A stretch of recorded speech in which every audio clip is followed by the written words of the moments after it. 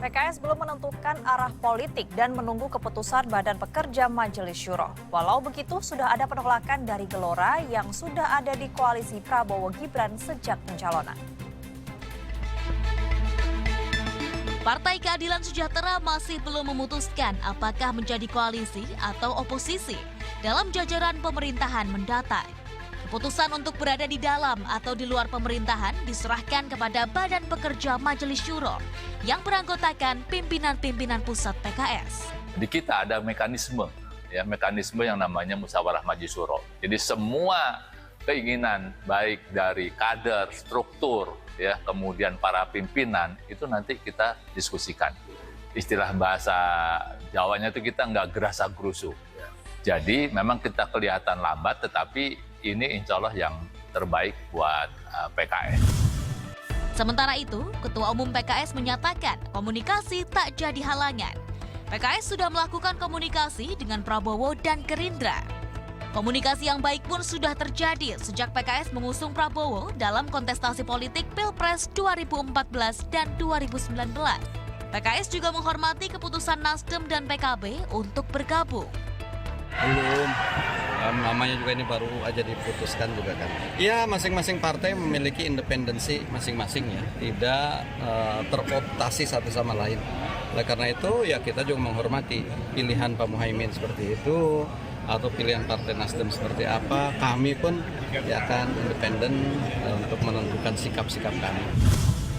Wacana merapatnya PKS ke Koalisi Indonesia Maju pengusung Prabowo Gibran ditolak Partai Gelora. Sejarah ideologi dan gagasan PKS selama masa kampanye dinilai beda haluan dengan Prabowo Gibran. PKS juga dianggap sering memunculkan narasi yang menyudutkan calon presiden saat itu. Kami di Koalisi Indonesia Maju itu platformnya adalah keberlangsungan dan keberlanjutan program-program pembangunan Pak Jokowi, sementara PKS selama ini menentang dengan keras berbagai program-program strategis nasional.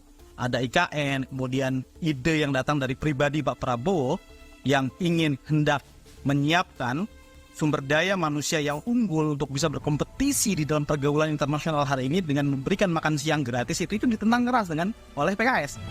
Peluang untuk masuk ke jajaran pemerintah bagi PKS masih terbuka. Bahkan diprediksi Partai Keadilan Sejahtera tidak akan menolak andai Prabowo mengajak bergabung ke dalam jajaran pemerintahan. Ketidakkonsistenan sikap PKS bila menerima ajakan Prabowo lah yang dipertanyakan Partai Gelora.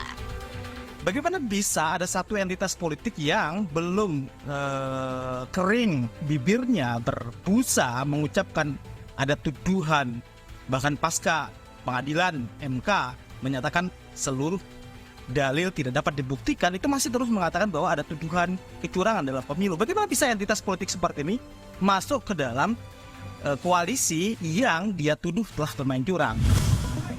Presiden terpilih Prabowo memiliki hak prerogatif untuk menentukan siapa saja yang bergabung ke dalam pemerintahan.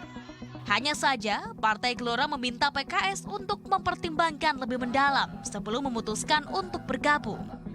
Sementara, pengamat politik dari Indodata sebutkan bergabungnya PKS bisa memperkuat Indonesia dalam rangka menghadapi permasalahan global.